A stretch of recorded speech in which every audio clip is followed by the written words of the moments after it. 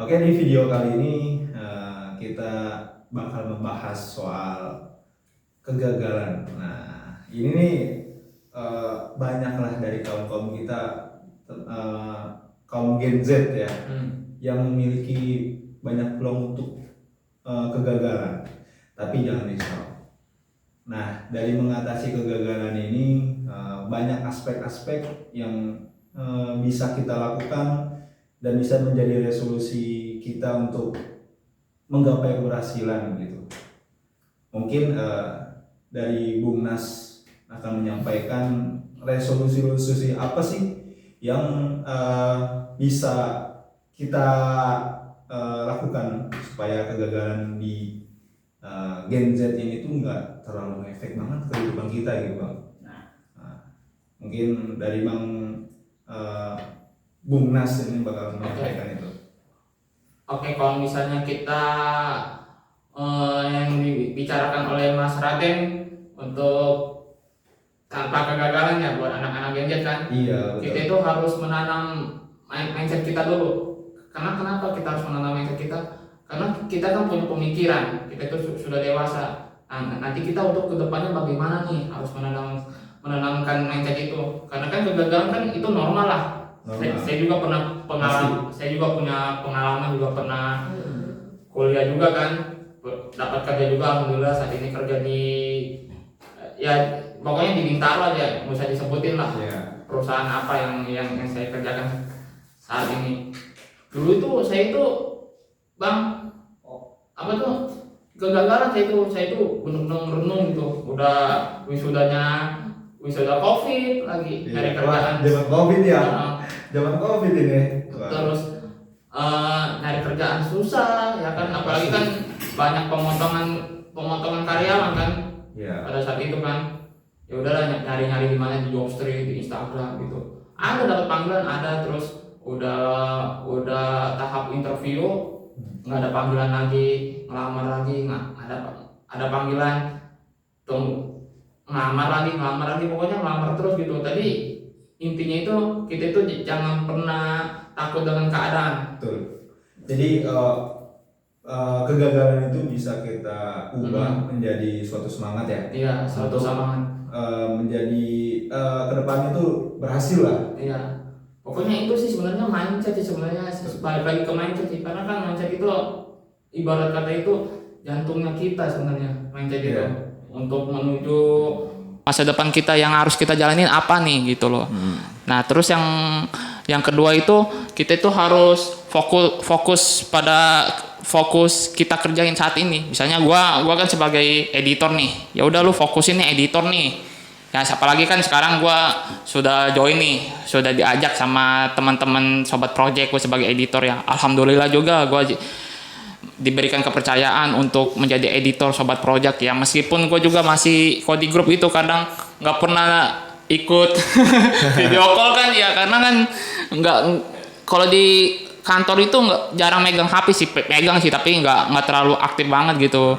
Karena kan harus ngejar target juga kan, kita kan pasti Bang Radi juga ngejar target kan kalau kerja kan. Iyalah, kita harus punya target kan gitu. Kan namanya juga fokus ke satu tujuan lah ya. Iya.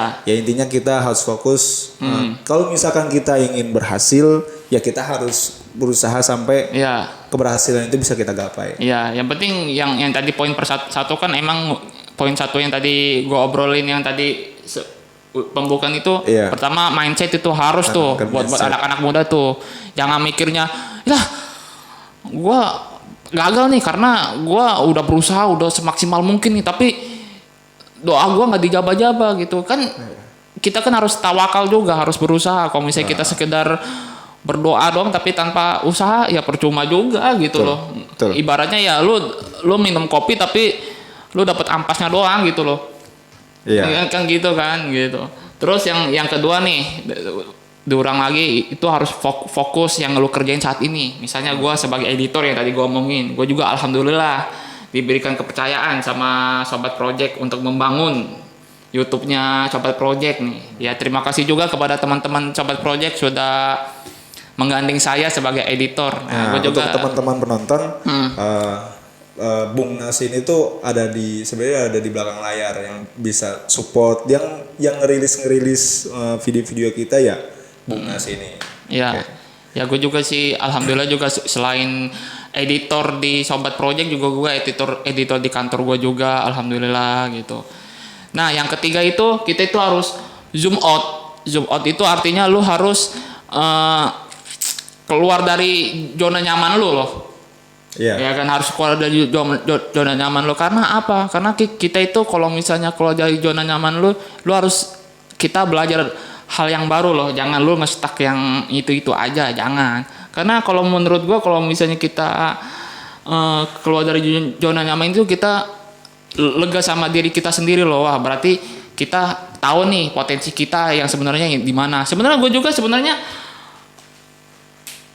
itu juga bang, apa tuh suka nyaman di zona nyaman gue sendiri loh. Masih zona nyaman ya? Gue juga merasakan itu juga teman-teman ya, karena kan gue misalnya ya masalah balik lagi masalah kerja nih, gue pengennya gue kerjanya itu pengennya editor nih, gue nggak bisa nih kerja sebagai katakanlah guru pabrik apa gitu ya, di produksi sebagai apa, sebagai ngelas lah, sebagai apa lah. Karena emang fashionnya di situ ya. Di situ emang sih gue juga merasakan sampai saat ini. Tapi kan gue kan belajar tahun yang lalu, belajar yang kesalahan yang lalu kan, karena gue belajar nih gimana sih gue pengen belajar zona nyaman itu, gimana cara keluar zona nyaman itu. Oh begini caranya. Karena kalau misalnya kita keluar dari zona nyaman itu kita bener-bener tahu segalanya gitu. Dapat pengalaman baru, dapat pengalaman baru gitu. Ya mungkin kegagalan itu bisa ada yang keulang lagi. Ya. Tapi kan kita udah pernah mengalami itu dan bisa melewati itu kan. Ya. Nah, jadi ya zoom out untuk keluar dari zona nyaman itu emang penting lah ya. Ya penting. Saya sendiri juga sebenarnya di tempat kerja itu lagi ada di zona nyaman sih. Iya. Jadi di mana posisi saya itu ya udah enak lah. Ya udah enak, udah bisa menguasai lah gitu ya. Cuman masih bisa harus berkembang lagi. Iya. Gitu.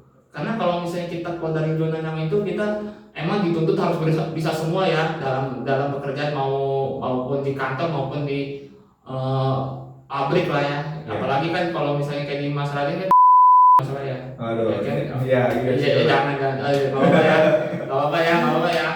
Ya emang sih kalau misalnya buat zona nyaman itu emang benar harus bisa semuanya gitu yang kita tekunin. Maksudnya nggak bisa maksudnya gue bisanya editor doang nih, misalnya disuruh lu bisa ini nggak, jadi nggak kaget lagi loh gitu. Iya, jadi nggak misalkan di Bung Nas ini kan editor ya, kan editor nggak melulu ngedit video atau ngedit foto, ngedit apalah, kan bisa berkembang, misalkan bisa jadi konten kreator atau kan brand konten kreator bikin brand. Maksudnya juga sama juga sih, sama aja editor juga ya. Emang itu kan digital marketing mungkin ya lebih berkembang lagi kan dibandingkan kayak lagi. Cuman sebagai editor doang kan gitu.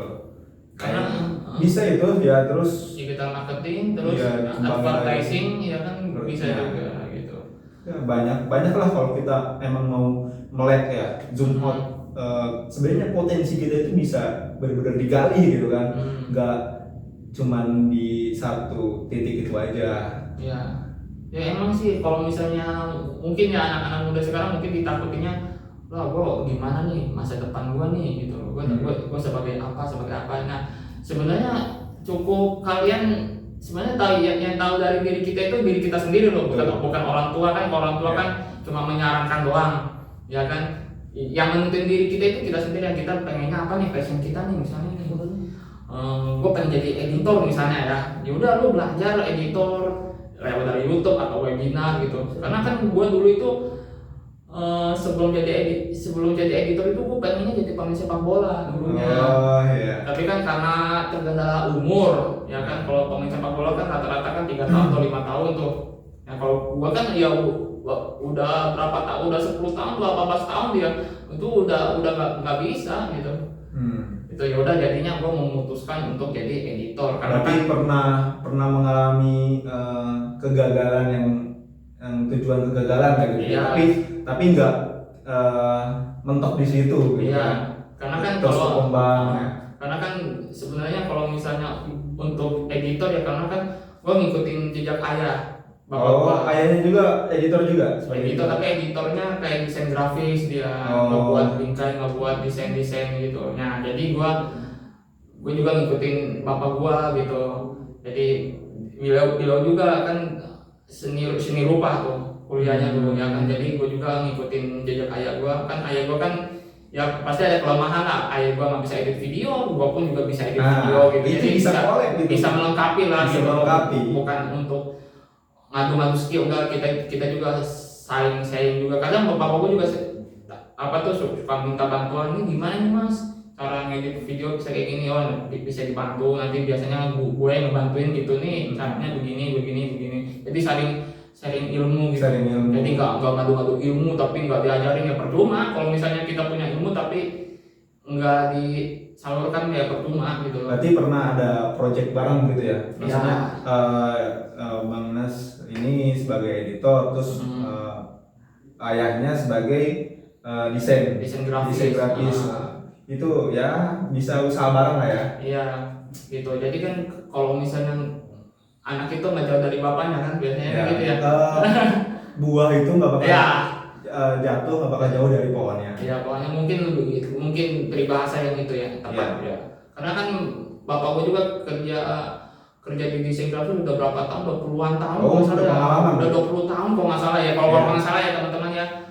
Karena kan kemarin juga bapak gua juga kena PHK pas tahun kemarin itu, kena PHK karena COVID ya pasti jelas. Tapi kan kalau misalkan kayak punya keahlian sendiri itu masalah PHK itu nggak terlalu ngaruh kan, karena punya pengalaman terus punya kemampuan. Ya sebenarnya sih di balik hikmahnya COVID kemarin itu alhamdulillah ada usaha parfum juga, usaha nyetak spanduk juga, terus alhamdulillah juga bapak gue juga dapat kerjaan lagi kan. Meskipun umurnya udah 50 ke atas ya, alhamdulillah kan sekarang kan umur 50 ke atas kan jarang dapat kerjaan. Berarti di keluarga Bang Nas itu emang udah dididik buat zoom out ya, terus zoom out nggak harus terpaku sama zona nyaman. Iya, karena gue juga punya pengalaman lagi nih, bener ini nggak ngada-ngada nih. Nah setelah lulus dari kuliah kan nyari kerjaan dulu nih, pasti nggak mungkin dong kita leha-leha kan, nyari kerjaan dulu lewat Jobstreet lah, gue lewat lebar jaring lah ya, lewat Telegram lah ya, sosial media ya. Gue pun juga pernah jualan headset. Itu jualan headset, alhamdulillah sih dapat untungnya banyak sih gitu. Ya jadi kita itu kita itu jangan pernah mentok, jangan pernah takut. Kita benar-benar zoom out, itu kita keluar dari zona nyaman kita gitu.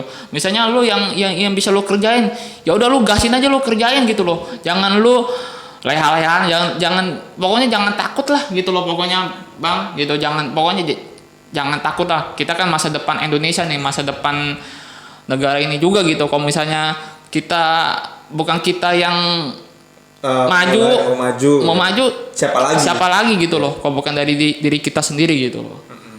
Gitu. Ya bagus sih. Emang pengalaman Bung Nas ini emang banyak sekali, terutama dari background keluarganya emang beliau ini ya emang udah didasarkan emang dari desainer, editor gitu. Ya.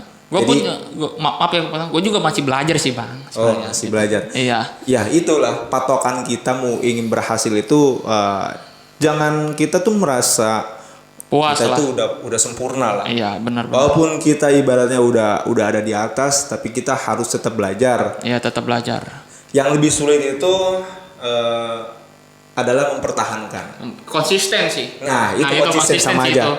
Nah itu yang lebih sulit dibandingkan kita itu merebut dari kita posisi 2 ke posisi 1 itu mungkin sedikit mudah ya.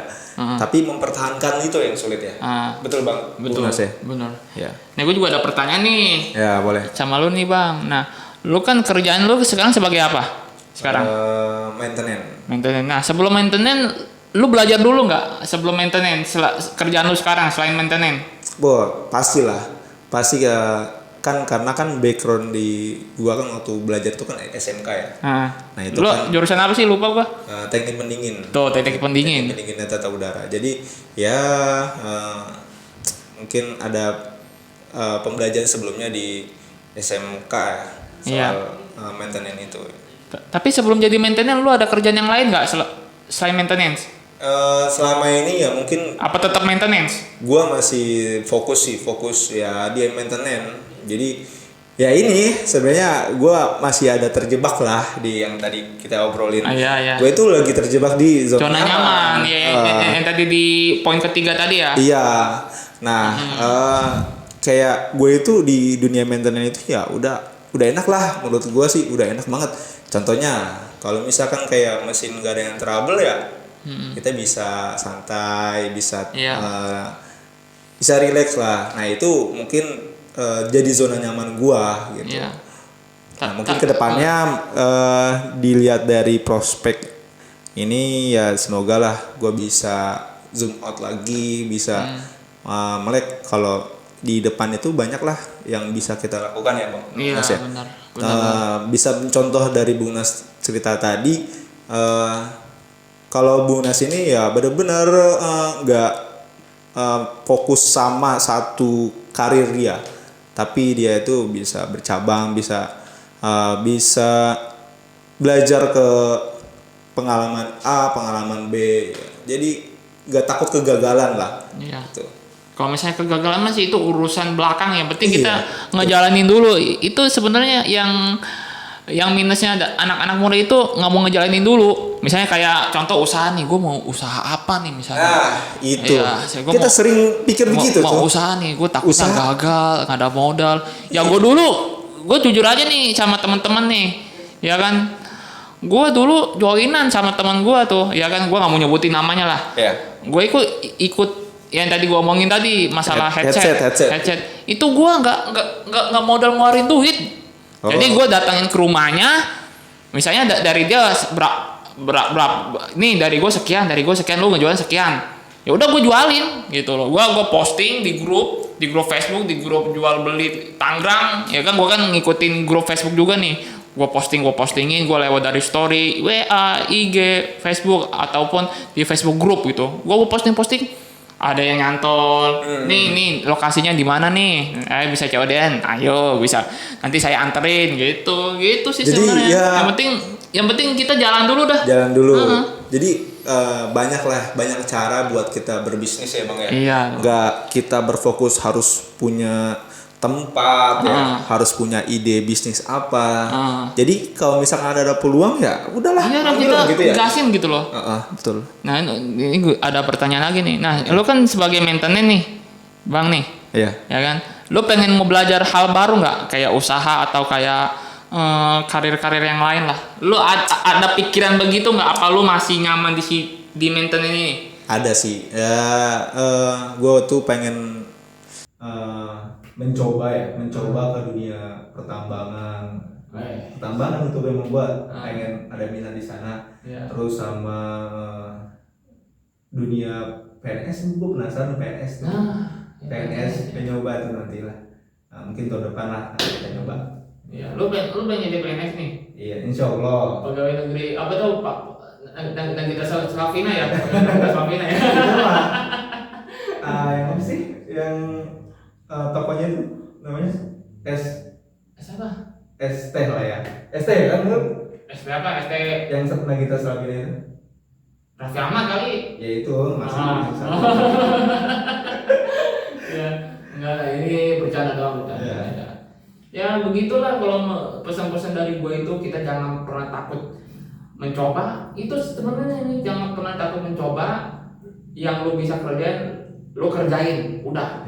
Berdoa sama Allah Subhanahu Wa Taala, apapun yang terjadi, ya udah kun fayakun. Gitu. Nah, jadi nggak harus kita berdoa terus ya, bukan menyalahkan untuk berdoa ya, tapi di balik doa itu kita harus ada usaha tetap ya. Iya. Gue juga ada pengalaman lagi nih. Wah, ada pengalaman lagi nih. Apa share aja? Sharing ya, ini namanya sharing yang ini. Siapa tahu kan pernah dari penonton kan, oh iya ternyata pengalaman Bung Nas ini sama kayak pengalaman gue nih. Ini sharing yang ini nggak dibuat-buat, nggak ada unsur kebohongan. Ini benar-benar pure dari pengalaman gua. Nah, setelah lulus dari kuliah, memang lulusan COVID, ada kerjaan susah, udah ngelamar kemana-mana, itu juga sempat diomelin sama orang tua saya. Ya Kenapa kan? sih di rumah mulu gitu? Nah, ini kamu udah ngelamar berapa perusahaan nih? Ya kan, aku udah ngelamar nih 3-5 Malah gitu tuh perusahaan bikin stres lah ya. Bikin sebenarnya iya bikin stres juga iya, bikin Stres ya? deg-degan juga iya gitu. Iya. Karena kan gua kan kalau misalnya nyari perusahaan itu emang nyari perusahaan yang tadi balik lagi ke job out itu, gua pengennya kerjaan gua sebagai editor nih. Gua ngelamar desain grafis, ngelamar videographer, ngelamar editor. Ya gua ngelamarnya itu selain dari luar editor enggak gua ngelamar gitu loh, Bang. Jadi gue nyarinya fokus di editor gitu. editor gitu. Kamu kalau misalnya nyari kata orang tua gue nih, kamu kalau nyari kerjaan udah nyari kerjaan yang keluar dari apa tuh kemampuan kamu, jurusan kamu dari gitu, editor itu. Yang penting kamu dapat gaji UMR gitu kata orang tua saya gitu. Tapi kan gue kan keke aja gitu nyari kerjaan yang sesuai jurusan gue. Karena gini, kalau pemikiran gue, karena sayang gitu. Gua S1 desain, gua apa tuh ya, maaf ya kalau gua sombong ya, gelar SDS seni apa tuh sarjana desain kan, masa gua kerjanya ya sebagai pabrik atau apa. Sebenarnya semua pekerjaan itu nggak ada yang salah, yang penting halal kan. Tapi kan alangkah baiknya kita sesuai jurusan gitu loh, sesuai minat, sesuai passion ya kan gitu. Ya udah lah, gua ngelamar ya, alhamdulillah ada yang nyantol, alhamdulillah juga kerjaan gue sekarang ya editor juga gitu. Gitu. Tapi kan gue juga belajar hal baru juga gitu. Tidak melulu ya editor gitu. Itu sih Bang. Bagus ya, bagus. Menurut penilaian kalian ya, dari pengalaman Bung Nas ini sangat banyak ya, sangat menginspirasi untuk kita semua.